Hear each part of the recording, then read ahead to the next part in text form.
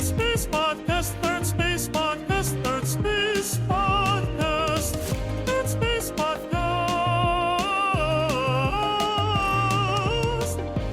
Hello and welcome to the Third Space Podcast, episode number 92, No Cameras for Old Men. I'm very pleased with this title today because it captures the two things that we discuss in this podcast. The first is the 2007 movie No Country for Old Men, which I watched recently after having not seen it for many years. So I give a bit of a review of the movie. There are spoilers present, and Daniel and I talk about kind of how the underlying film philosophy of some movies has changed over the last few decades, and why No Country for Old Men might have been popular when it was released and maybe less well regarded now. You can see if you agree with my opinions on that matter. And then the second topic that we cover for the rest of the podcast revolves around surveillance. So in our modern technological era, of course, there are cameras everywhere. They're in your doorbells, they're in your phones, they're on satellites way up in space, always looking at us, body cams. And we discuss what the trade-off is between comfort and security and privacy, and whether the increasing affordability of this camera technology is a good thing or a bad thing. And then we kind of wrap up discussing whether these cameras should be present in our professional lives. For example, a camera in Daniel's classroom or a camera watching me while I'm writing code. Is it a good thing? Is it worthwhile? Or is it not? It's a fun discussion, and I hope you will enjoy it. Third Space Podcast, Third Space Podcast, Third Space Podcast, Third Space Podcast.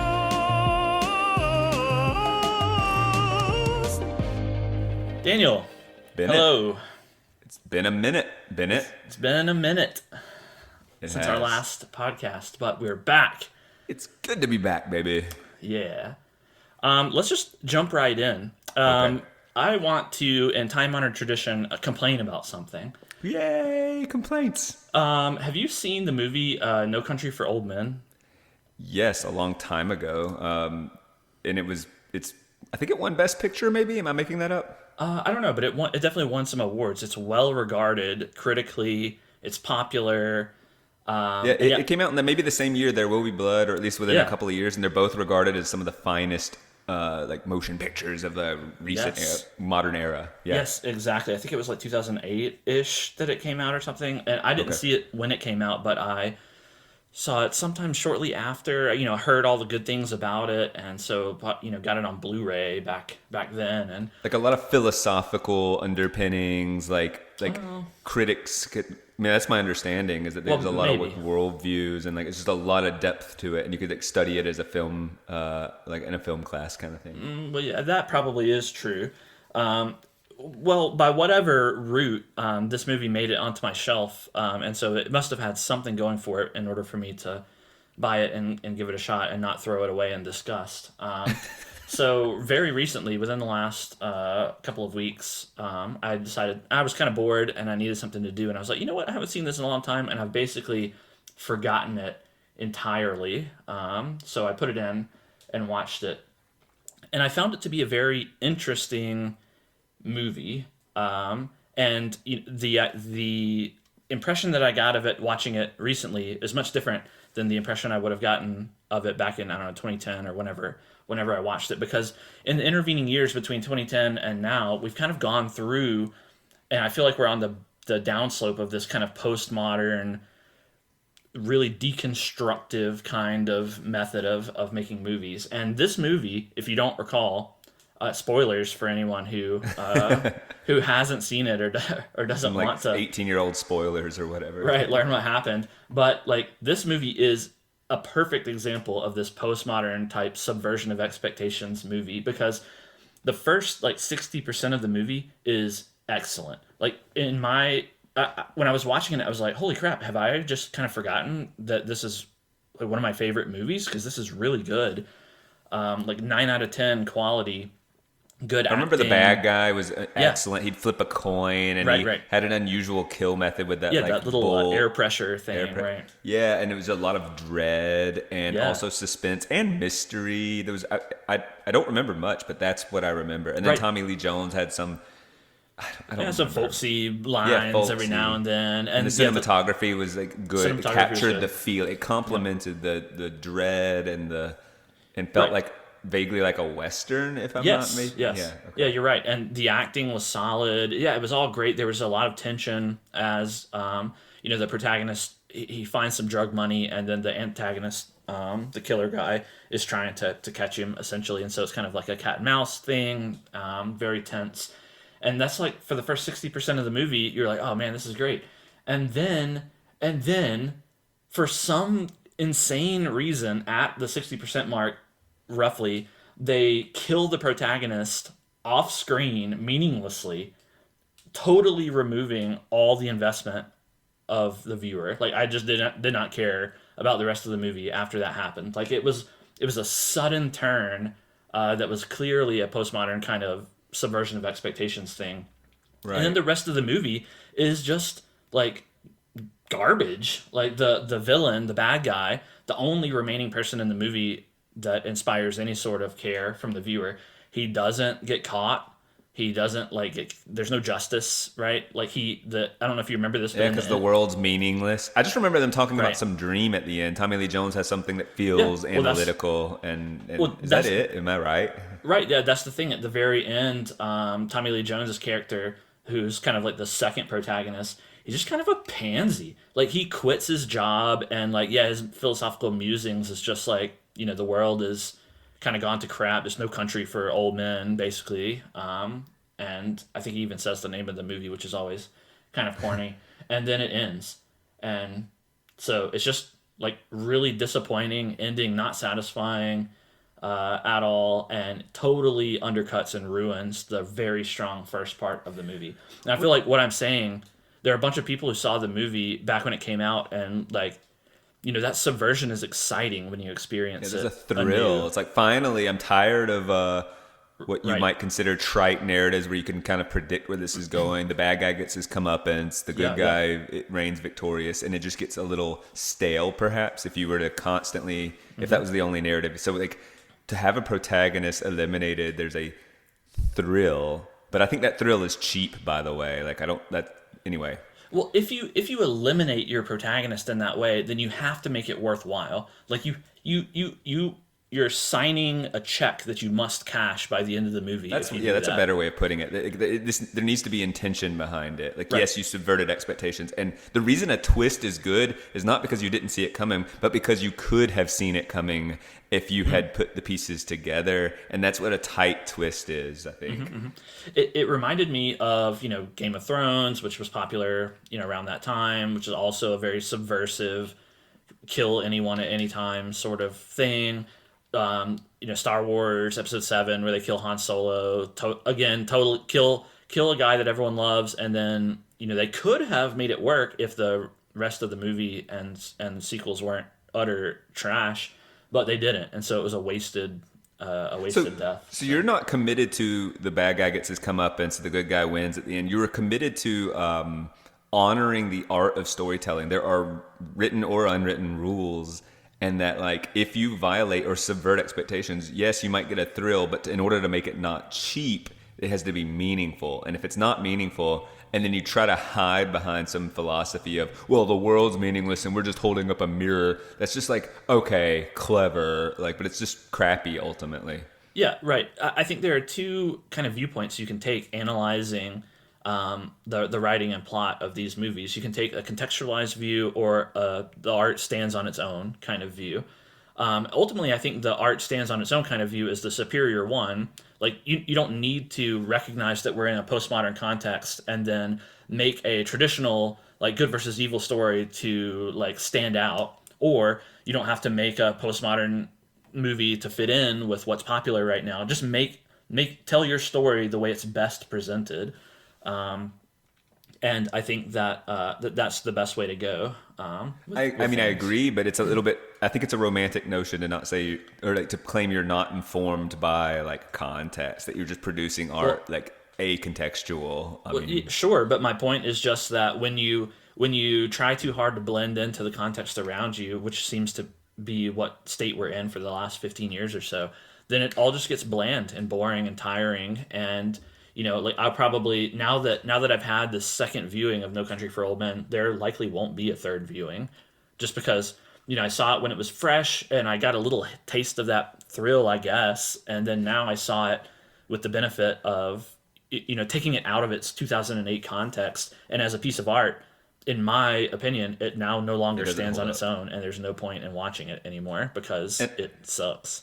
And also in 2008, like sometimes I feel like I'd like to go back and watch it myself. And There Will Be Blood is like on my short list. And right. These things that I saw, I was sort of searching for my identity to some degree in a taste of movies, or I wanted to be sophisticated and smart. What college or post-college student doesn't want? No, we weren't like in the middle of college, and like I am an art lover, an edgy sophisticate, and like so show me this movie, and like all the clues or all the cues, I should say, that are there to like, this is high art, appreciate it, and it might be slightly beyond my grasp, but like I'm smart enough to know this is for smart people. And so in that regard, I'm like more attracted to it. In the same way, I mean, this advertisements do this, right? Like the Sundance Film Festival winner, or like there's just like the intellectual trailer versus the teen drama trailer. Like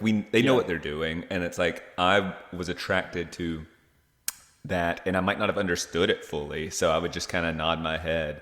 And I feel like that happens frequently, and probably to some degree still. But as I grow more comfortable, I feel more comfortable rejecting what is considered high art that I just wasn't for me. That was kind of terrible, or saying I don't get it, kind of an emperor's clothes, like resisting and going, I don't think there is much to get. Right.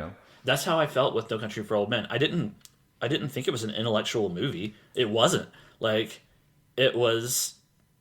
I mean, the first 60% felt like kind of actiony, thrilly, like, and just well done. The only thing that you could consider intellectual was the meta point, which is, oh yeah, the writers are just gonna flip everything on its head, this partway through and jerk their audience around, and that's.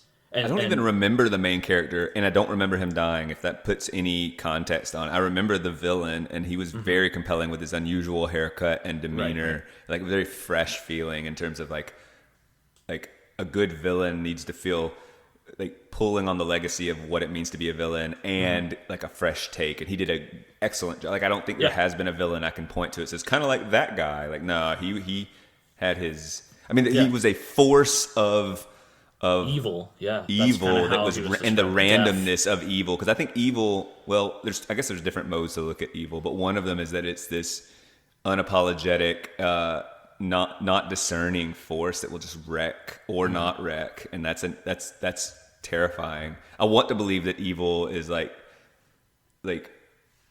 it comes upon those who sort of invite it in, but I think that was the message of the movie: is like, invited in or not, it might just happen to you. So. Anyway, that's my complaint about No Country for Old Men. Just a small. Well, now you need to see There Will Be Blood. I don't know why I linked. Do you link those movies? Do other people link those movies? I just linked them as like two pieces of high art that came out around the same time. Yeah, right. I think that's why, and they're both dramatic. I think they might have some kind of crossover in like actors or something like that. Yeah, I saw it back around the same time I watched No Country for Old Men. Also enjoyed it. Haven't seen it since. It didn't make it onto my shelf for whatever reason. So I don't know. I may or may not watch it again sometime soon. Okay. I just hope it's good. I have some resistance to you complaining about No Country for Old Men because I put it kind of in a safely good movie category. So I'm a little upset by your complaint. Well, I suspect that, hundreds of thousands of people listening to this will probably be similarly upset. We'll probably get some hate mail and everything. But I encourage them to go back and watch it again, with their more mature, sensible state, and it legitimately makes me want to watch it and push back against you. Like, that's my like emotional feeling. It's like, come on, you can't. That was a good movie, Bennett. Whatever. Yeah. I have another topic that I want to discuss with you, and I think you might find it interesting. So the world that we live in. Yeah. You should start every conversation this way.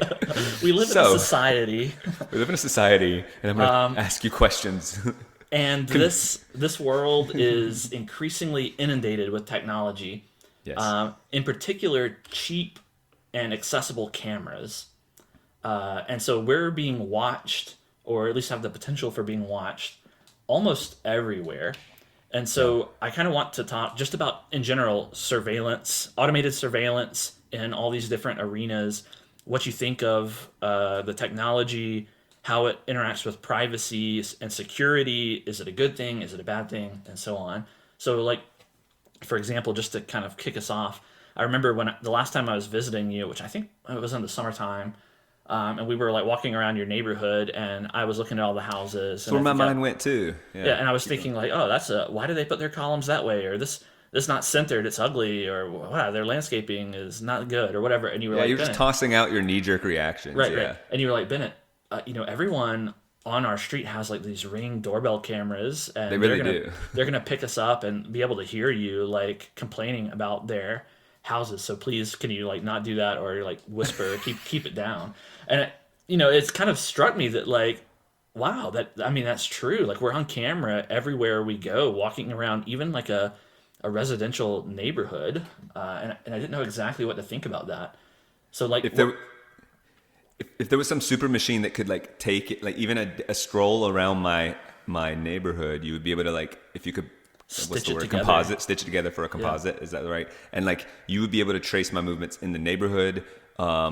If I stopped at any stopping at any public place, like has both external like parking lot cameras frequently and inside, and then computers they're loaded with this stuff. Right, if you can hack my camera, or if you can hack my phone, presumably audio, and I'm not saying that the super machine that can stitch all that together easily, but I think like if they were hell bent on finding me, if I were like American enemy number one, I believe that could probably be more or less done with a lot of energy targeted at me. Yeah. But like increasingly less as years goes by, like the effort it will take to piece all that together is just gonna get simpler.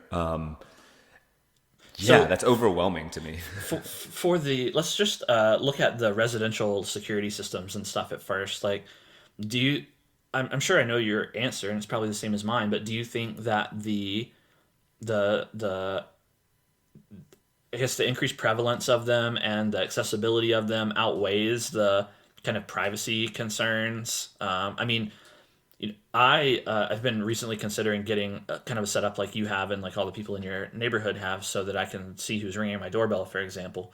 And that's very convenient to be able to have that. But, it's a couple $100 at this point, and you could really load up. If you're willing to spend, let's even say $1,000, you can get like premium level, like, and you can see all around your house, every square foot of it, like every door, every window, every entry, like you could really go premium. And for $300 you could get most of that, just maybe not maybe one in the front, one in the back or something. Let's say that you have a neighbor directly across the street from you, and they have they decided to drop $1,000 or $2,000 on a really high quality security system, and therefore your house is always present in their video streams. They might even be able to see through your front-facing windows, into your home. Is that a privacy concern? Is there any problem with that? Like, would you have any leg to stand on to go across the street to your neighbors and say, hey, could you not aim your security cameras at my house?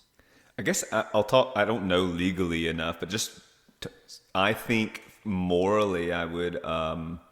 It seems like I should have a leg to stand on and say, hey, it's uncomfortable that you can see in my windows. So my options are to just block my windows all the time. I mean, what if I want to let sunlight in and I don't want you peeking in them, Right. So like part of me wants to say this is overall, like not overall, just specific, like that I can drop a few $100 and protect my like secure my lot is great. And the fact that there's a little bit of overlap, I want to even like, because we exist in this space, I want to believe there's some benefit. If like, oh, my camera didn't catch this, can you see there's this guy going through the neighborhood? We can piece it together. Like my package got stolen, and like I have friendly neighbors for the most part. I mean, from my perspective, they're all great. Yeah, or like assuming good neighbors. Yeah. There's a lot of assumptions in that, and assuming non-weirdos, and assuming they're getting the the tech for the same reason I am. But that's a lot of assumptions, probably naive levels of assumption at some point. No, I tend to agree with you here. Like, I see the home security cameras as, especially if they are all, like local storage and everything, like it's not being shipped off to some monitoring company or whatever. Like, I kind of view it as a dash cam, which I have a dash cam in my car, ever since I got in a car accident. Like, and it turns on and just records everywhere I drive. And if I happen to get into an accident or someone, hit me or whatever, I would have it on camera, which is good for your own protection if you're filing an insurance claim or whatever. And I kind of see the same thing, see it the same way with the home security systems. Like, it's kind of your own thing. Like, it's not some big brother technology. There's not some giant collaboration to film you at home or whatever. It's kind of in your own hands. And so in that sense, like, I don't think my neighbors are collaborating to film me. It's just, if I happen to show up in their security footage as a byproduct, it's not that big of a deal.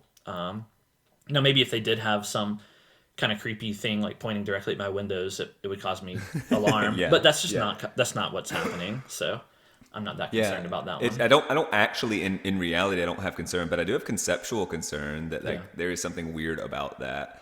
I guess I definitely have like a lot of concern about cheap tech and the prevalence of it everywhere and the invasion of privacy. But I will admit that it's like abstract, conceptual, like ethical and moral concerns. It hasn't really reared its head in a particular manner yet, right? Like, we're seeing this explosion of technology and it's spreading out everywhere and everyone's adopting it, but we haven't yet kind of reaped the rewards of it. And I say rewards, but it could be negative rewards as well. Reap like, the consequences.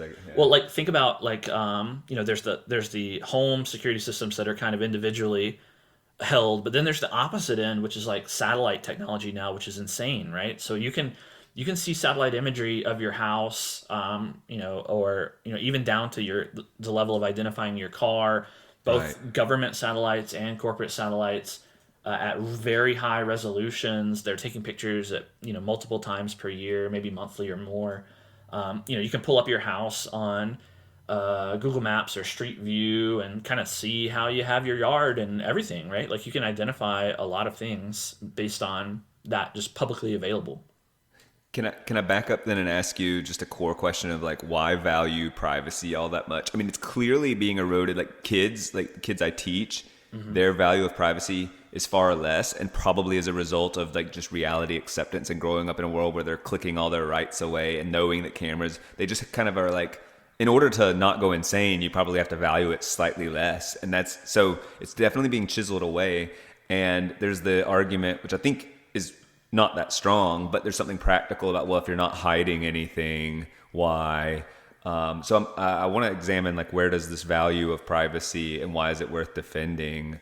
I'll toss that your way. Yeah, that's a good question. And I mean, like, just thinking about it from the U.S. constitutional perspective, we don't, even though there have been court cases that suggest we have a right to privacy, that's not in the Constitution. It's essentially a made-up right that. But it feels like a core value, or at least it was a core American value, like very private. Like, and obviously, the more like rural you go, the ones that enjoy privacy more hold on to that privacy expectation pretty deeply. Right, sure. There's no question that people enjoy their privacy, and I count myself among those people. But it's not a constitutional right. Is it concern for like what is it? Why do we feel violated if, let's say, it's not a weirdo getting off sexually and looking in my window? It's just that I am recorded. Why does that bug me to my core? Probably because there's an anxiety response, right? You're being watched. You're being paid attention to. You have to now consider your appearance and actions and behaviors and potentially tailor those to the people watching. That is, if you even know who's watching. If you don't know your audience, then now you can no longer tailor your behaviors at all, and you're put into this state of potential anxiety about what you're doing. Like, it's also, so in that way, it's kind of a curtailment of your freedom. Like, people would argue that it's not an explicit curtailment of your freedom. No one's telling you can't pick your nose. But we're social creatures. We like are aware. So yeah, if you have to always be on or like not know who your audience is, that's like, that just is gonna do something to my behavior or brain. Right. Exactly. And like, imagine too, like, I can't think of a specific off the top of my head, but your risk tolerance and risk aversion, like, if you're inside your house, and no one can see you, you might try something that you normally wouldn't try when you're alone, right? Like, maybe you want to try to move the furniture in a particular way, or use a tool that you haven't normally used before. You go to Home Depot and pick up a new drill or something that you've never used, and you probably look silly using it the first time or whatever. No, that's a good idea. Or even like playing with ideas that are like, whether it's politically sensitive or like you need to be able to like clumsily stumble through some ideas that you might not want like other audiences, like only safe audiences kind of thing. Right. Well, think about it this way too. Like we're very culturally divided right now. There's a lot of social tension in multiple different areas. Like, imagine that, for example, maybe your parenting style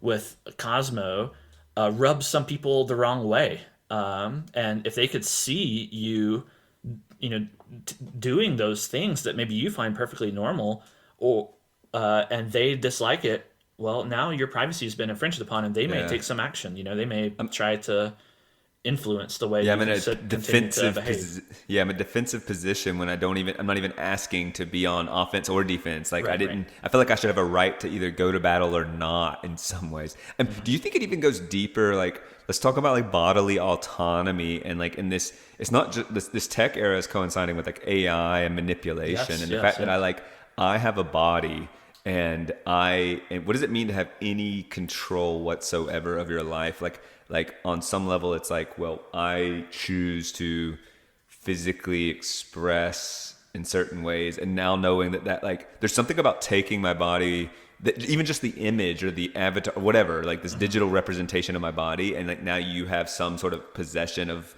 my image and likeness or whatever, and that doesn't,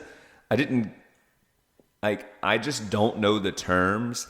And it makes me sound a little bit like a control freak, but as you can manipulate me and my digital image, and as lives are more and more digitized, and how like the importance of your digital existence is elevated, well then, and the ease of that manipulation is also like coinciding with that. Like I want control over who I am and how I'm represented, and my reputation and all of that. Your reputation, exactly. Like, it seems like, we have laws against slander and libel, right? Like the ability of people to write false things about you or say false things about you. And it makes you wonder, should there be a similar protection in this newer technological age for protecting your image, right? Your digital image. Like back when the slander and libel laws were written, it wasn't like people were on, well, I guess I don't know this for sure. I don't know when these things came on the books, but like, you weren't able to be filmed nonstop like you are today,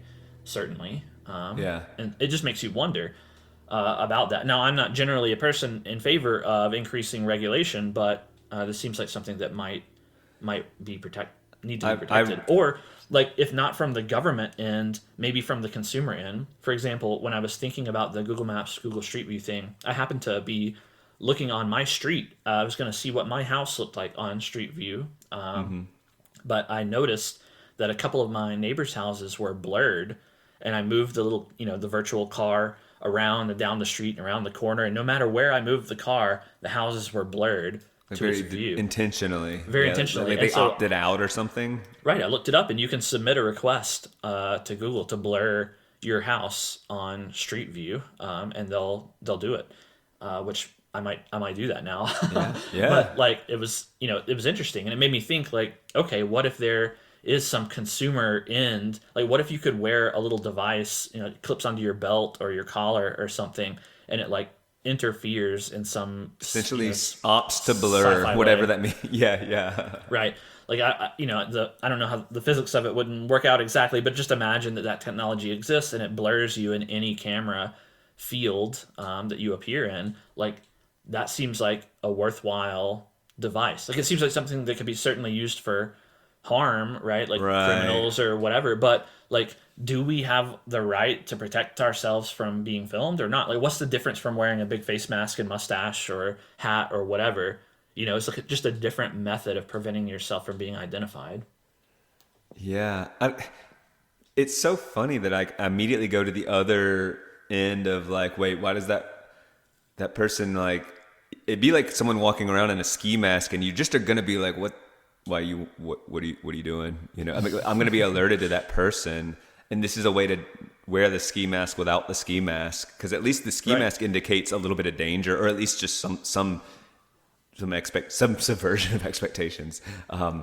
And I don't know, like I'm thinking of the people that want it. Like obviously all the criminals are going to be at the top of that list, and then privacy people, or it's both. And that's like, so I feel myself tighten in both directions, and that's unfortunate that I don't. It sounds like I'm a wishy-washy. I guess I'm just trying to like sort through that. It's a messy topic, Right. Let's think about like maybe some of the beneficial cases for having ubiquitous cameras or cheaper technology with cameras and stuff. So for example, I watched a video recently that was awesome of a guy skiing down Mount Everest. Just insane, right? An insane physical feat. You can't get a camera crew up to the top of Mount Everest. It doesn't work that way. But he had, various body cameras and GoPros. And there was a drone flying around all the way at the top of Mount Everest with him as he descended. And the footage was unbelievable. It was just stunning to watch. It took him 20 or 30 minutes or whatever. And the shots were crazy. And that's something that wouldn't be possible without this cheaper, more accessible technology. Sure. So the creation of art or entertainment is amateur like elevated immensely. Yeah. The access for amateur artists, I'll say. Yeah. Right. Like, excellent. I mean, I guess on the flip side, though, there's the potential like for organized crime, or you could just slap a camera on a drone and do a bunch of surveillance yourself, if you wanted to, and like get the lay of a bank or of some kind of place you want to rob, or keep tabs on police patrols. I mean, like it could be used for ill as well. But wouldn't it like, so you're run-of-the-mill thief, the kind that we're more likely, like just someone who like opportunistic, or even maybe for the afternoon rides around for houses to rob, like stealing packages and what's that? Casing their marks. Yeah, that's the term. Right? That's the terms that me and my criminal buddies use anyway. So there's a deterrent with all this ready-made tech. Like, sure, the mafia or some organized crime like might weaponize these things, but I'm like on a personal level, I am more likely to be impacted by someone casing than the mafia targeting me. They're going to target the bank or whatever. Sure. Which I'm not saying is good. I'm just saying the deterrent of crime would be offset by the like enhancement of crime, I would Exactly. think. Yeah. Right. It could be. It could be an ever escalating battle. That you may have. Imagine this neighborhood hoodlum. I was going to say neighborhood hoodlum, but no, let's make it neighborhoodlum. It's a good word. And he, has a backpack full of, 12 little drones that are the size of his hand or whatever. And they each have a little camera on it, or maybe some of them have lasers or whatever. And he can just program them to fly to all of your home security cameras and beam the lasers into it, so that they can't see as he, sneaks into your yard and breaks into your house or whatever. And that would cost him, a couple $100, and maybe then he could steal all of your typewriters and sell them for a huge profit. Yeah, I don't like that idea, but I wonder how much. I don't know the psychology of your typical like B&E thief, Well, but I feel like they're pretty.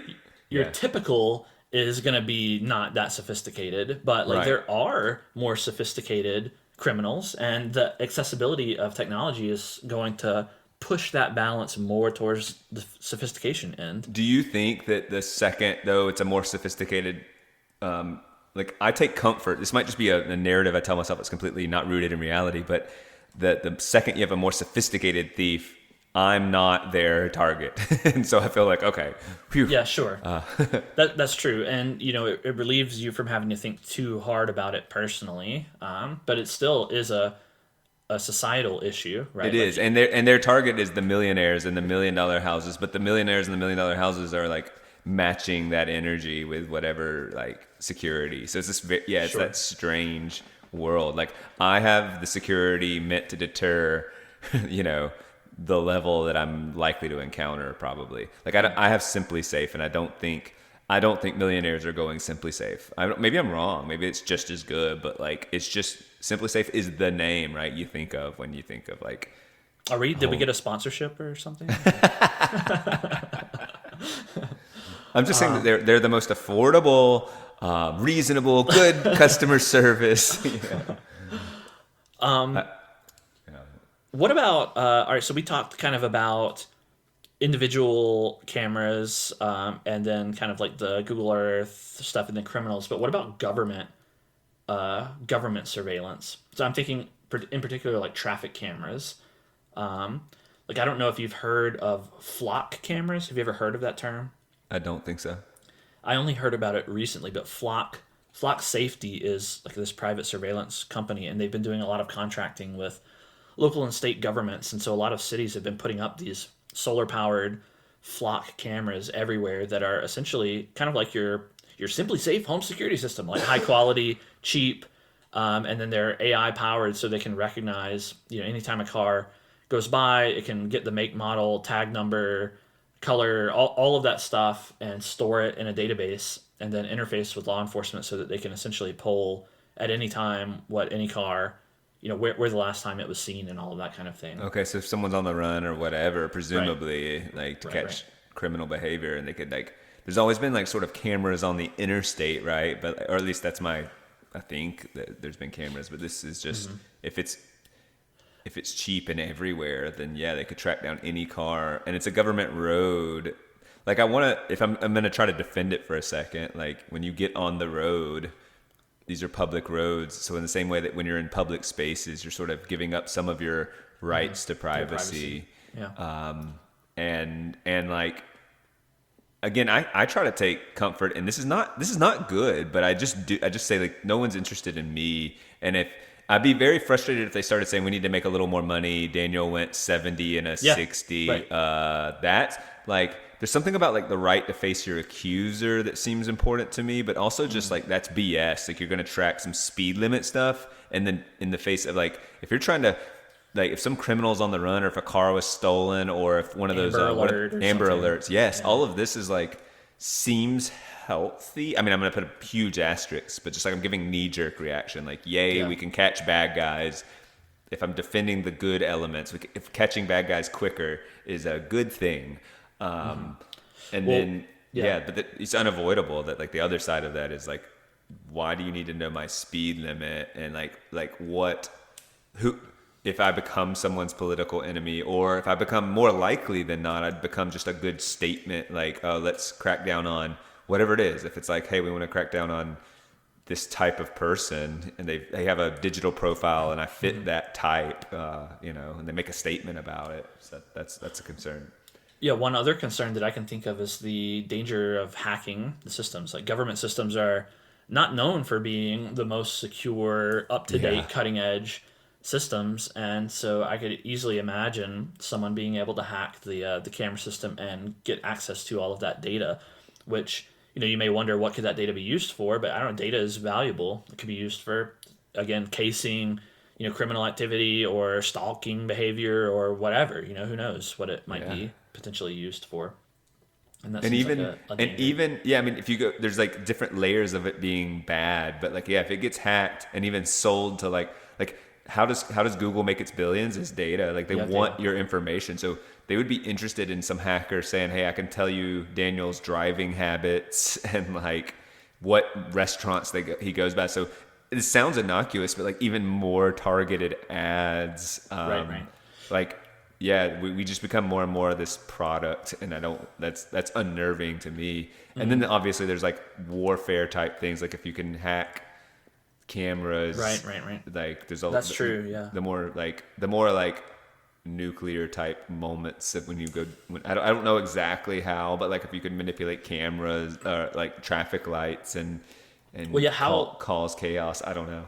Well, with the ad serving thing, like imagine if it could, see that you go through the drive-through at, Chick-fil-A or whatever, and then you get served, oh, hey, we saw you were at Chick-fil-A last week. Like, how about coming back again for another sandwich or Yeah, whatever. 20% off of Get something in your mailbox, or an email sent to you, or like when you pull out of the drive-through, you just they had a camera set up and you get an email automatically saying thanks for. I guess they kind of could already do that with your if you scan your app or whatever. But, right, and credit cards I think communicate and sell information even, or like Facebook. Like, I mean, I've heard this. This was years ago. They would like trace both the real world purchases and ads and see the relationship to your like what they would call like your susceptibility to ads. So if we pump this guy with 3 Baconator ads, it takes about 3 on average to get him to buy a Baconator.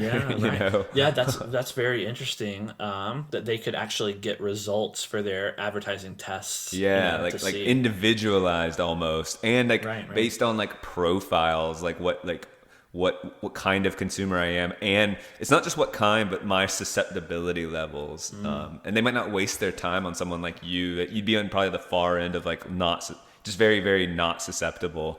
Right.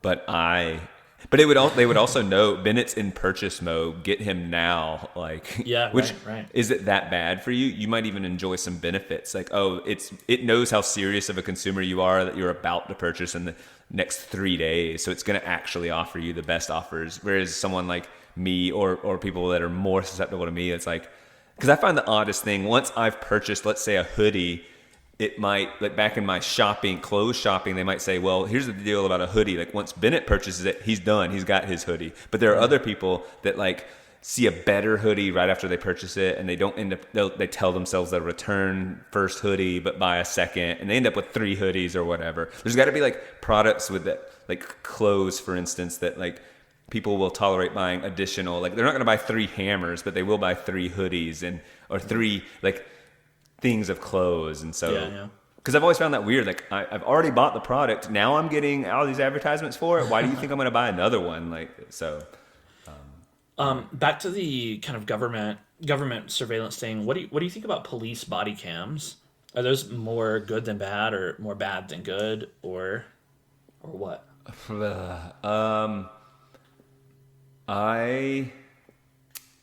I think it. Okay, if I'm going to kind of define police, they're there to protect and to serve. They're there to function a pretty particular way, and they have a unique, like we've granted them with a unique power of force.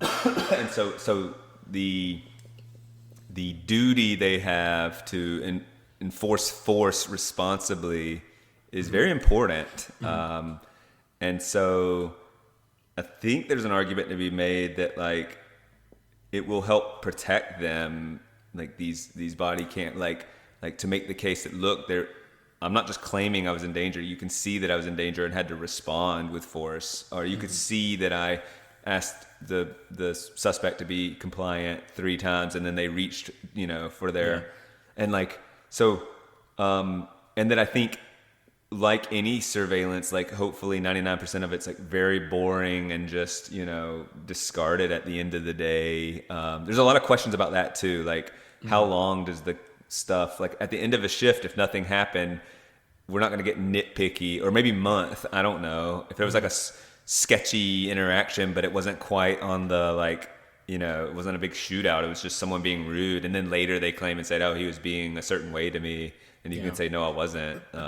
So I don't, given that like police are operating in high friction interactions almost all of the time, like even writing a ticket's not, that's higher friction than, checking someone out at the gas station counter or whatever, that it seems sort of responsible to have, if you can eliminate he said, she said BS, I think we're in especially with, hey, I'm making you pay this ticket, or I'm putting handcuffs on you. Like these are like assertions of control that you need to be, the more assertion of control, the more you need to be able to like clearly justify. So I guess I kind of think that I'm talking out loud and sorting through my ideas, but I think it's good.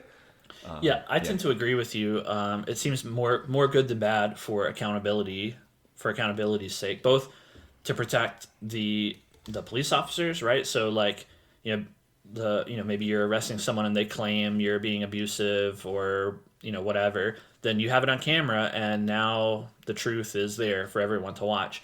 Yeah, by the flip side, it could be beneficial for the people getting arrested or interacting with police, because now the police know that their actions are being filmed, and so they're not going to act out, in perhaps inappropriate ways. When you said it modifies behavior, I just feel like it would modify behavior for the good. Now, I don't want a police officer hesitating to exert force when they need to for their own safety. But I honestly believe that if they honestly feel they're in danger, they're not going, but I'm being recorded. Right. Should I hesitate more? I think it's good. Yeah. Yeah, I tend to think it's a positive thing. So that's your stance on police, but the reason why you think it's okay for police is because you want to eliminate he said, she said type of situations, and you want the police to be held accountable for their actions, and the stakes are high. It's about the stakes being high. Yeah. Well, that's what I was going to move to next. Like, what about other professions? Like, police body cams are relatively common nowadays, but like, what about other professions? Like, I don't know. Like, trying to think of something that. Well, that's where I was going to go. Is like, what about in our own workplaces? Like, is there any reason why we wouldn't have? It doesn't have to be a body cam, but a classroom cam or whatever in any old workspace. Like, wouldn't it be better for accountability's sake to make sure that things are going the way they're supposed to be going?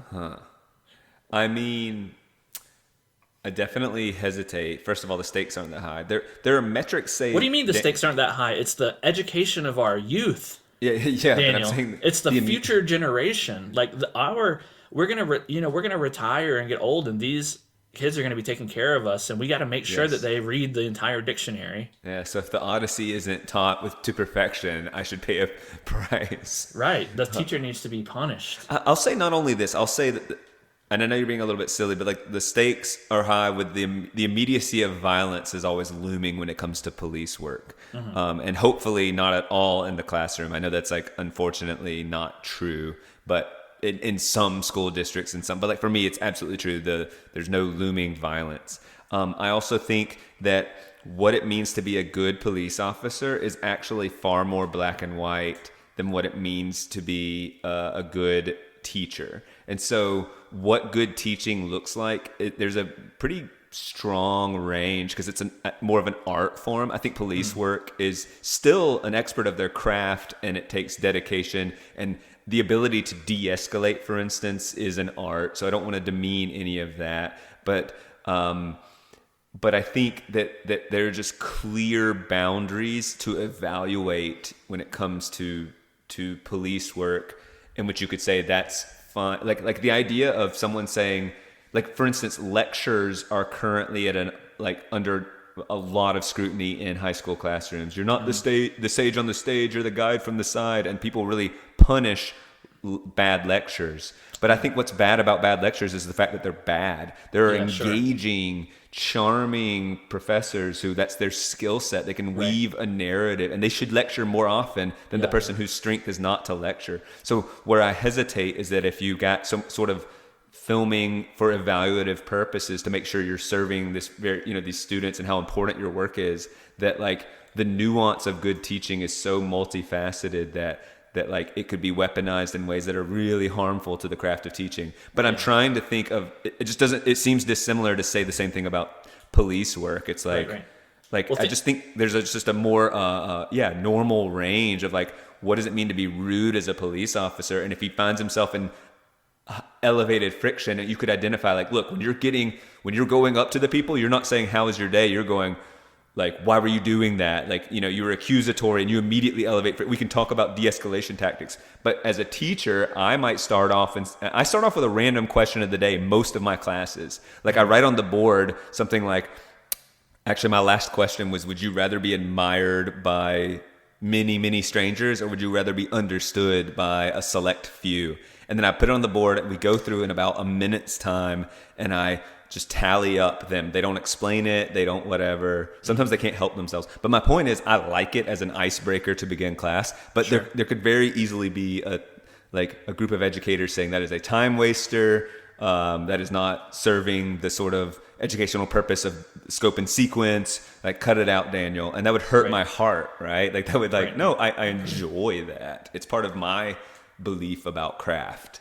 So let's look at it from a different angle. Like, let's take it out of your high school classroom and imagine like the daycare or whatever that you send Cosmo to during the day, and at any moment you can pull open your phone and the little monitor app and check in and just see the little class cam of what's going on at his daycare. Is that a valuable? This is interesting. Yeah, right. And then if you think that is a little bit more amenable, then why doesn't the same idea hold true? Like, parents could log into your classroom and just kind of check in and see how the education of their children is going. Let's say it is more amenable. It's not completely amenable. Okay. By the way, I have this whole theory on, like, unfortunately, it is this digital age that, like, is weaving, like, dependency between kid on parent, but parent toward kid as well, because they don't have to let go. They used to have to just send them to school for 8 hours a day and not know what the heck is going on. Now they can text throughout the day. Track their location on the track location. Oh yeah, there's apps that are so common to these kids. I can't even think of the names of them because I don't know. Like Family something or other, 360. Yeah. They can tell what speed limit if you brake hard. Like all sorts of things. But the thing is that what's happening is they're having like a bad test, and right afterward they're texting. Like, they gave a test and asked a question that wasn't on the study guide, and the parents are turning around and going to admin quickly and saying, this unfair teacher. It's all reflexive and unhealthy. We can agree with that. And so I think they're, and when I put Cosmo into daycare, I was actually surprised. There's this app, it's called Lilio, and they were telling me in the first classroom he was in, he's now graduated to the second class, right? So the first class would tell me every diaper change, there'd be photo updates, every feeding he would have, how many ounces he drank. Wow. And I didn't ask for this. This was just like the culture we live in is like all these updates. So I'm being like conditioned to expect that, right? Now, what I like about it is in the second class, like they run things pretty differently, and they'll update it at the end of the day. Like, what do I need to know as a parent at Cosmo's age? I need to know how many poops, how long was the nap, and roughly what time was the nap, and all of that's like, and did he eat a lot or not? And even that's pushing it. Like I could be fine without any of those, to be clear. But like tracking poops is actually important, right? If someone's not pooping or pooping too much, there's like just indications of basic health. So like, but like I only get like one bulk update at the end of the day. Like, oh yeah, here's how he ate. Like, they clearly like don't use it as much, and I think that's healthy, by the way. Like, wean the parents off these expectations. Yeah. But to a bigger part, I think the more vulnerable I'll say student for a second, like. Cosmo can't even speak for himself. If he was being abused, he could not articulate it. And so the more protective you should be, the more vulnerable the population, I guess. I think I agree with this, what I'm saying. And so any deterrence on that abuse is healthy. And like, I wouldn't necessarily even need audio potentially. I mean, I guess they could be shouting really mean things and behaving gently, but that's like almost like, who the heck are you doing all that? But like being in, like peaking in my classroom is like, just there's the growing up part that like needs to happen, and that dependence. I think we should be always cultivating our kids toward independence. And there's something unhealthy. It doesn't seem as bad when they're freaking 1.5 years old and they can't talk, to kind of like to hover a little more. It's like, the problem with hovering isn't the hovering; it's the hovering for too long and like too often, right? Like when they're just born, you kind of need to hover, make sure they're breathing, make sure they haven't put something over their mouth, and then you have to continuously back off, and that's what like your job as a parent is to hover the precise amount and back off as they get older. What about? I'm trying to think of a reason why you might support having your classroom, wired with cameras or whatever. Like, what about you have a bigger audience? Like, you're a showman up there, like you're putting on these great lessons, and like you have your question of the day that's engaging, and like, your students love you. You were a teacher of promise one year, and one day you'll fulfill that promise. Well, let me be clear. I think I would personally benefit from it. I do. Okay. I'm going to be arrogant and say, I think I'd even have bragging rights of seeing the little like, oh, I can see 7 people are watching right now. Mine would be higher than the average. There's an arrogant statement. Right. But so, I'm not advocating for like my personal like nebulous benefit that I would receive. What if like your school, could pick those highest viewed Daniel classes and upload them on their school YouTube channel, and like if they get a bunch of views and popularity for the school, you get a little bonus at the end of the year. This is all like super small potatoes, negligible to me versus like the consequences of like right. being weaponized. I just yeah, that could be a benefit, and that's undoubtedly, if they were trying to do it, that's how they'd cast it. That would be the argument. But like it just kind of leaves you scratching your head. Like I think there's something rich about kids enjoying themselves and talking about it at the dinner table, and like that I think there's something in having to relay our experiences to each other that technology threatens to eradicate. Yeah. You made me think of something like we talked about, cameras in the classroom from the kind of like admin, like monitoring your teaching, your pedagogy kind of perspective. We talked about it from your perspective, like your popularity, and from the parent perspective, but does it have any effect on the student's behavior? Like, does knowing that they're being filmed influence their behavior in any way, do you think? Or do you think they would just be able to easily put it from their minds? Initially, yeah, but I think it'd put it from their minds pretty quickly. Well, but I will say this, that like I lament this frequently as a teacher. Like I'm required to put my, like if I give homework for the day, I'm required to put it in my course log, but I'm also, there's heavy cultural expectations to post it in a few other places. So if I give reading homework, it is posted in my Google Classroom, my course log, and on the board, and I say it out loud. But sometimes, what it does is it devalues my words. So me just saying, hey, we only got through the first 5 pages, finished the last 15 for homework. If I didn't, and let's say I wrote it on the board as I told them, and I said, everyone understand? And they said, yep. Like, there are kids with various tutors, learning resources, and just the knowledge that they don't have to listen to me. It's all posted anyway. That just absolutely devalues what I'm like my in the moment communication to them, which I think is the most important, by the way. The teacher's voice is the most important, but every digital thing chisels away at the authority, or like, because why would they need to, when I hand out something, they know it's like I'm handing them a physical copy, but they lose it all the time. Why? Because I'm also posting it digitally. So like it devalues that physical copy I'm handing them. The kids with learning resources, with basically learning differences and maybe have ADHD or some sort of executive functioning issues, they, instead of having to exercise it in real time, they are actually going to their learning resource specialists. They're saying, let's check the teacher's log. And like, that's just unfortunate. So like it becomes this, it's less about me. So I'm imagining in this surveillance state that like, oh, why do I, like, parents are more likely to like let the kids stay home when they're sick because they could just tune into class. I think that like, and they don't, by the way, they won't go rewatch an entire, lesson and all that. They just, having the knowledge that it's digitally out there lessens the credibility of the moment, or the specialness of the moment. So, and that's actually I can probably extend that philosophy to more like digital worlds erode real-time interactions a lot. Right. Because like that's why like people don't want to just experience a moment. They want to like capture it, ironically trying to film it as it's happening instead of experiencing it. So like I've had that before. Yeah, well, like everyone wants to capture and instead of experience, and like then you have this life of like captured moments, but none fully experienced, or at least augmented by the intense need to capture. Right. Yeah, that's a good point. I haven't really thought about that, but it's definitely true. Like I enjoy taking pictures of various adventures or whatever that I go on, and it's so that I can remember them and then kind of relive them, but.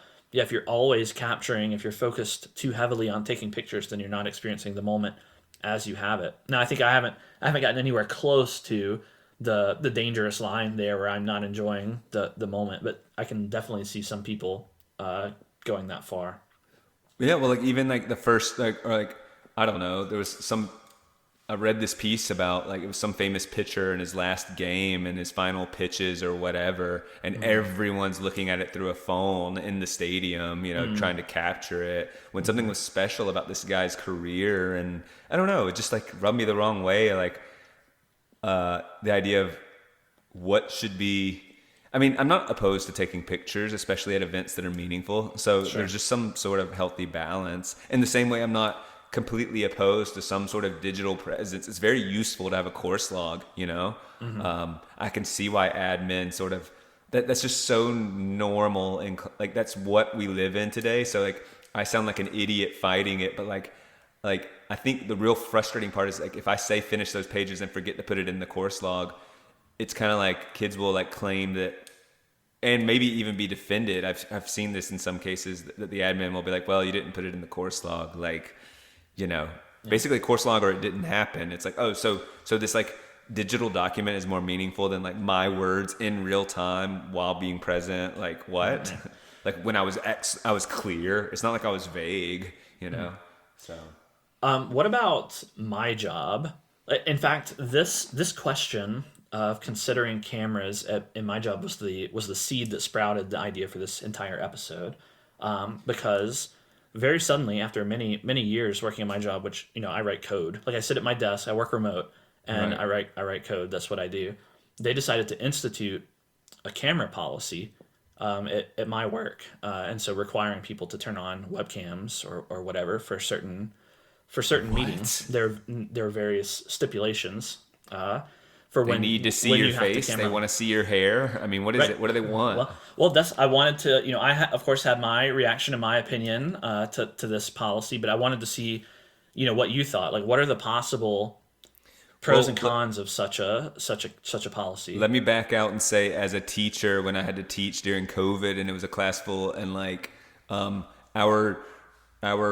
school's policy was like you had to be on camera to be counted as present in class. And it was the whole thing was miserable, to be clear, but it's far more miserable if it's like you and you're on camera and like they're not. Like, are you kidding me? Or if they were out of camera and they just showed their like forehead or maybe just the ceiling or something strange. Because the agreement of being in the meeting or being on Zoom together, the agreement is to like try to replicate what it means to be in person. Like there's the whole point was to like be physically seeing each other and like me to deliver some instruction. So like I agree with that. But if you're doing like, I don't know, what are you doing? 2 or 3 meetings of like whatever, check in. I don't know. I'm just guessing here. Conveying information for the most part. Planning actions. So as an employee, they care about results from you. Are you doing the projects in a responsible amount of time? And then these conveying of information for colleagues you've done this for what, almost a decade now? I don't know. More, almost 13 years. Okay. And like you've worked from home, and like what problem are they trying to fix is a very good question. Is like what problem are you trying to fix? And if they can't answer that, then like does it matter that like, because the part of the working from home for you is that you don't have to like comb your hair or whatever. I don't know. Like you could just, and it's a silly, but like are they suggesting like, Bennett, we want to make sure you're like wearing a collared shirt. Like, is that a value of their institution? Or do they think you're like doing an AI voice and you just have AI doing all your work, and do they care anyway if your result is getting like, which is just silly. I'm being silly because they don't believe that. Right. So I don't understand the policy. And if it's because one a-hole like wasn't showing, they weren't even sure if he was there, could talk to that a-hole and say, hey, the problem isn't that your camera's not on. The problem is that you're participating so little that I have no idea. We just don't know if you're there, and we want to make sure you are present that's really it, right? They want to make sure you're present and participating. And if that's an issue, then talk to that individual. Yeah, I totally agree. And those are a lot of the points that I made. As you can imagine, I was not happy with this, and it's kind of funny. I wrote in like a group chat blasted it to everyone, 140 people or whatever. This essentially an essay, multiple pages of like researched like why I don't think this is a good idea. And it was kind of funny. It was funny to me anyway, and I think a few other people thought it was funny too. But like the reasons given, in fact, I actually know what happened here. I understand what happened. These are managery type people in managery type roles that attended a managery type meeting where like a conference or a meeting with just them. A conference or whatever, read a managery type book. Like this is all the manager make work, like pseudoscience psychology, like, oh, this is how to get the most out of your employees kind of thing. And they read this factoid, pop psych factoid, that like the majority of communication is nonverbal. So, and the number varies. Some people say 60%, some people say 80%. All communication, not coding. Sorry, right. Just like it's so stupid. No. I don't code, but like coding is a different form of communication. Okay. Right, exactly. Well, that's the theory, right? Oh, well, so much communication happens non-verbally, especially when it's a social emotional conversation. Yes, it's better to have if you're going through a breakup, it's better for me to be in person and put my arm around you and look like whatever. That's sweet. That's sweet of you. But, like the theory, the pretty shallow and not well considered theory is that, well, wait a second. We have people who communicate to get our jobs done, and we try to communicate all the time and form a rapport and all of this stuff. And if we're losing, 60% of our communication, but by people not having their cameras on, all this nonverbal communication is lost, then imagine how much better and more effective and closer we could be if we only had that additional information being conveyed. And that is the idea that spurred on. Dude, it'd be so hard not to be sarcastic and gesticulate wildly when you're on camera and like pause for emphasis and like blink extra hard and say, I really believe, and with your hands going all over the place. I really believe that we should use a double or a float instead of an integer in this location in code. Like I so believe, I estimate strongly that this task will take us 3 days. Right. Very, very silly. And the more informational the conversation or the relaying of the information, which I imagine is a high degree of the kind of conversations you're having, then the less you're needing it truly is, this is the social emotional stuff. And then when I think there's truth, obviously there's truth to nonverbal communication, but that's about like estimating like mood and tone and like elements that frankly are of concern. Well, no, they matter in interpersonal and professional relationships. When there's like an issue, it's better. Like if you're having if Bennett seems off and I need to talk to Bennett and I'm your manager, then I'm gonna say, hey, can we chat on Zoom and can we do a camera on meeting? Like I just want to be able to see you and check in on you or whatever. And that all like seems appropriate. But like also, if you really want to get technical about like it's nonverbal communication and in person, like it's different. Yeah, it's in person communication is different than like your digital video. And like so, if you those elements of nonverbal are like a big part of that is the in person. Like we're getting into vibe territory, and vibes are real. We can scoff, and vibes are real. But when do vibes matter in a professional setting is when they're off. And like, but I mean, they would just argue that like, well, we want to make sure that they remain on, and like by being able to communicate non-verbally, we're going to maintain that things are like staying on, so to speak, more and more often. But like, it's this is funny because this is in a territory that I'm big on nonverbal communication, and it's a lot of when I pull a student aside. But you know what counts as nonverbal communication? I think it's just a narrow defining where you think your gesticulations and your tone, but it's like the student who doesn't participate or their head is down. This is all counting, like didn't get enough sleep or had a bad argument or whatever thing that makes them seem checked out. I can pick up on that in-person learning. But like anyway, one of my arguments was that there's something like we're bombarded with information constantly, all the time. And in fact, one of the primary ways that our brain works is to filter out information that we're bombarded with. Like if we had to pay attention to everything that was going into our eyes and ears and nose and mouth and at whatever, at all times, we would go insane, right? Because there's just too much information overload. And there's something beautiful about concision, about brevity, about conveying only the information that needs to be conveyed. Imagine, a poem, for example, or when you read a novel, not every page has a picture on it, right? Like the words convey only the information necessary to get the ideas across to the reader. And so in a professional environment, especially one like mine that's technical, where you're just simply conveying information, like I don't need to form close social bonds with my coworkers. It can be nice. It can be nice to have friends at work, and there's nothing wrong with that, but it's not necessary, and it hasn't been necessary for over a decade. So the argument that we need this additional nonverbal communication, in my opinion, doesn't fly. Yeah, you're a functioning group that does not. If the argument is like now they need to be attuned to socially and emotionally aware of Bennett's psychological state, why? Yeah, why? Well, and there's an additional component too, which like take our podcast or our friendship over the years, for example.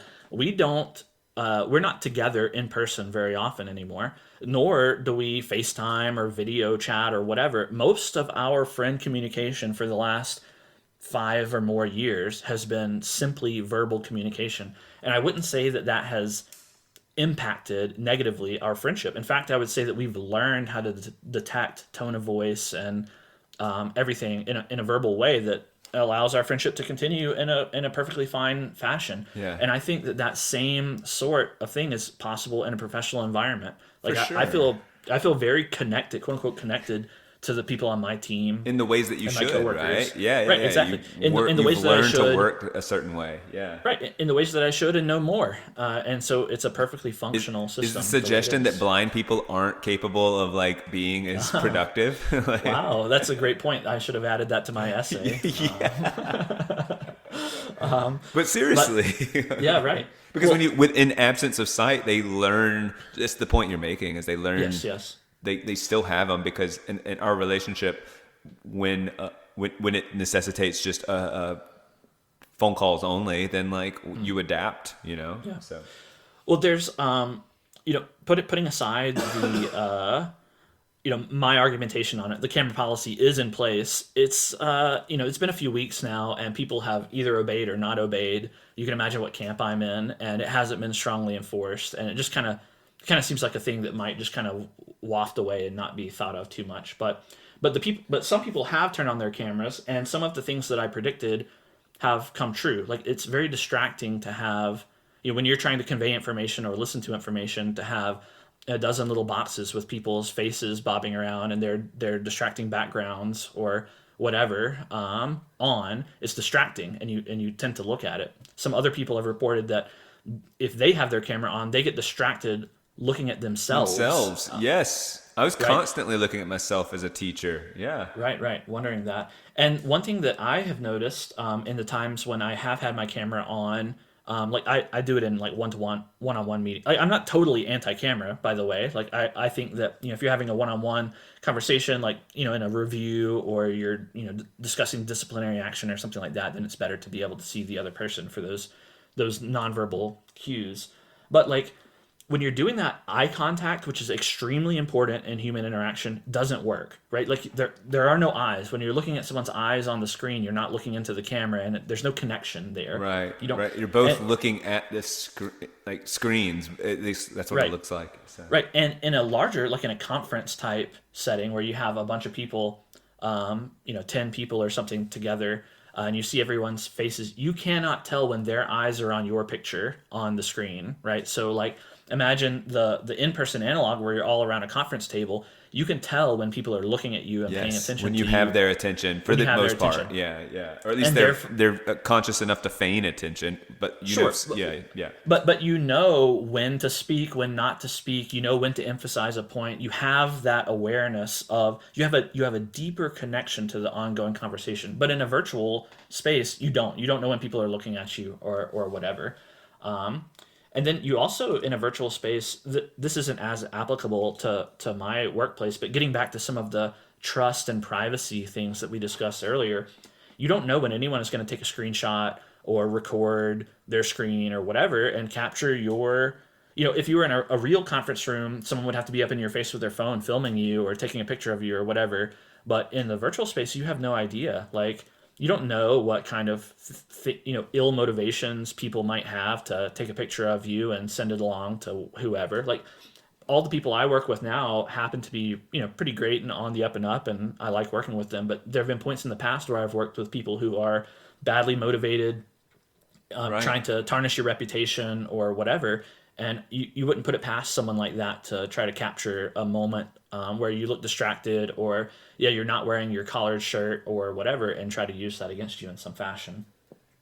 That's disappointing, but I think you're right that political, that's political crap happens in the workplace. So that's going to be the most weaponized environment because people are trying to get, whether it's the promotion and this cutthroat sort of I'm not saying your workplace is like that, but I'm just saying that workplaces in general are going to be the place where bad faith interactions can be heightened. And so you're just presenting additional information to be weaponized potentially. That doesn't seem, now you're in the position, let's say you are testing the waters by not obeying, that could be weaponized too. Look, Bennett didn't have his camera on or something, it's a weird place to be. It's just frankly a dumb, I think it's even okay if they had said, hey, we believe in humane workplace and we think one way to do that. I think it's misinformed. But if they say, we'd love for you to think about if you're in a position of turning your camera on, let's give this a shot. Yeah, I think that might even be more effective. Just persuasive wise, like the Bennett I know would be more amenable to I disagree with that, but you asked in such a way that you'd be more amenable than some dictate that's totally. Acting as if it's so certain this is better. Right. I totally agree, and that was ultimately my suggestion, was to make the policy optional, and they said no, but in practice it is. Right? Yeah, are they really going to now exercise now they've created an issue. Imagine, and I'm not saying you're disobeying it, but let's say you are, they've created this friction. Totally the irony of that. Right, exactly. Right. They have made it less socially connected and comfortable because they're, that's they're a hilarious, if that were to play out, that'd be a very funny point to make. Has this, now that you've chastised me, do you feel this policy more connected? Right. Do you feel like my buddy now? Do you feel like my friend, pal? Yeah. Is our friendship deepening? Because that's what you value, right? The friendship aspect. It's not that I'm producing high quality work consistently over 13 years with this company. Come on. Right. Because I have my own personal beliefs that from me, and I think I'll even go to say, generally speaking, not only the ability to maintain routine is difficult for a lot of people, and the routine of having to go to work insists upon it's a cornerstone routine out of which other routines take place. So your morning routine is dictated by your going to work, and all of these other things. And I think generally people are better off going to a workplace. Now, I'm willing to say that maybe a higher percent, I would have only said 5% are high functioning employees from home. And maybe I'm wrong. Maybe it's even up to 25, but I'm still very prepared to say it's far less than half the population. And I might even be wrong, but this is just my belief about how the human condition, that we're not typically orderly, and we have to be kind of told, get out of bed and get your butt to work to be productive. And that still exists at home. You better be doing this production stuff, but people will slip and slide and modify and cut corners, and that generally speaking, and that you, Bennett, are an exception and have proven that over many years that you're not going to slide. And that's because you're a particularly orderly person. So I'm amenable to the sort of pseudoscience, rah-rah stuff. And even this seems like this data about nonverbal is both overstated when you consider things like the replication crisis. Yeah, that's exactly what I was going to say. Right? Especially, science. Did you know, I just was reading a baby book about, and it was, I might ask you to read this chapter. hunt gather parent, but like it's like, how did we become the sort of American parents we are today? And she mentions the replication crisis, and she cited that in psychology in general, the replication crisis is 60% are unreliable. No, excuse me. I think 60% are replicable, but in social science, there's psychology, like the more like social, emotional, and interpersonal stuff, it's 20%. So only 20% are replicable. So it's 60 overall in all of psychology, and 20% in the social, emotional, interpersonal. Wow, that's horrible. 20%. The statistic I had heard was that it was essentially a coin toss in social sciences. So, and that may be the case in social psychology. It's 20%, which is just astounding, right? Yes. Well, this is the sort of the emphasis on like the importance of nonverbals feels like deeply embedded in the social psychology stuff. I mean, in my opinion, like you have to lean on empirical results, on the data that you can actually gather, which is the effectiveness of your team members over a long period of time. Like, is it working? If it's working, then don't change it. If it ain't broke, don't fix it. Yes. And don't try to meddle constantly changing the landscape and the work environment and everything if you're getting good results. Yeah. And like it's not like you have a revolving door on your team is like, I mean, right. It seems like it's a very healthy team. Like it's just a strange. Yeah, it's kind of strange. Well, that's why I said, like, read between the lines. Like, someone read a manager book and decided, I'm a manager and I need to justify my manager bona fides, so I'm going to implement this managery thing based on pop psych, non-replicatable 20% nonsense. Yeah. I feel for like being in the world of education, I get annoyed. Like every head of school, there's always going to be a 5-year plan and some buzzwords, and like our emphasis is like leadership, and then like we're pouring millions toward like leadership labs, and we're hiring people in positions of like vague authority, but also a lot of authority, but also who do they have authority over, but like pushing things like portrait of a leader, like core values, negotiate, like all trying to. Like, there's just always these administrative and managerial pushes toward progress, and it's all rooted in like a rah-rah. Now that there's this assumption of advancement because we've advanced scientifically and we can keep human beings alive better. We assume there's some advancement in like the social emotional components and like interpersonal stuff, and like that's actually not fully true. So it kind of reminds me of, very often we'll talk about education since you're a teacher, and I always complain about how education, especially public education, feels like a forced labor camp or something. Like you're forced to learn, but learning doesn't work well under those conditions. Like self-directed learning is, of course, much more effective than forced learning. And like in taking that to like the programming realm or the technical realm where I work, like improving at a natural pace as like self-improvement and professional improvement is enjoyable and is its own reward.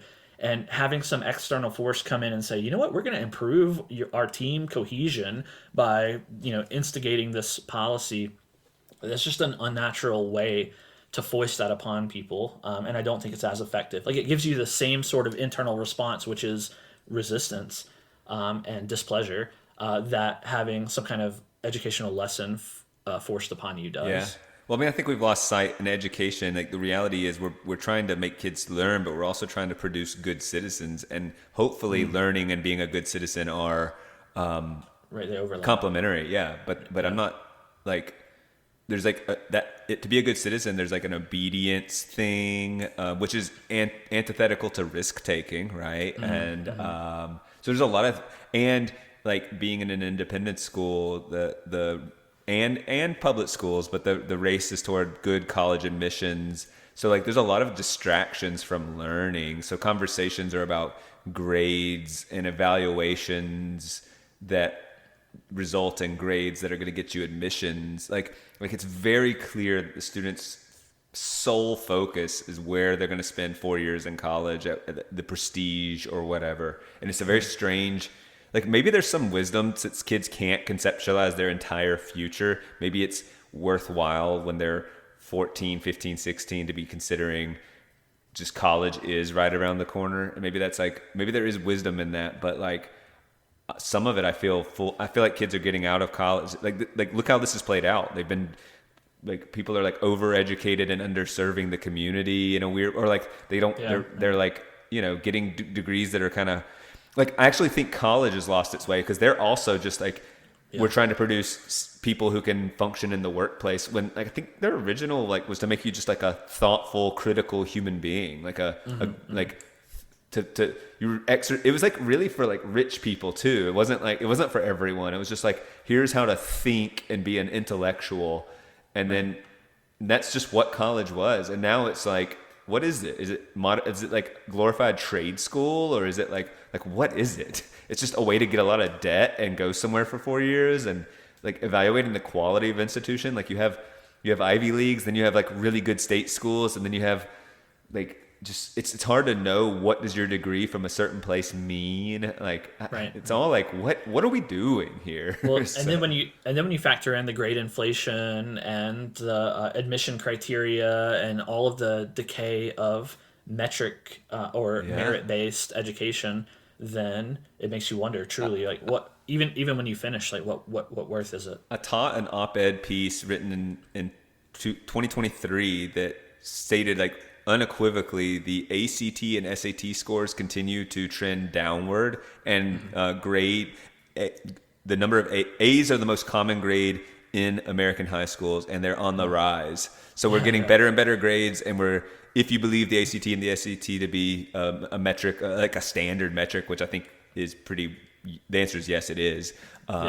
That's going downhill. So we're getting dumber and getting better grades. Is essentially right. So we're getting more and more disharmonious and dishonest, and not representing accurately the abilities of our students. Yes.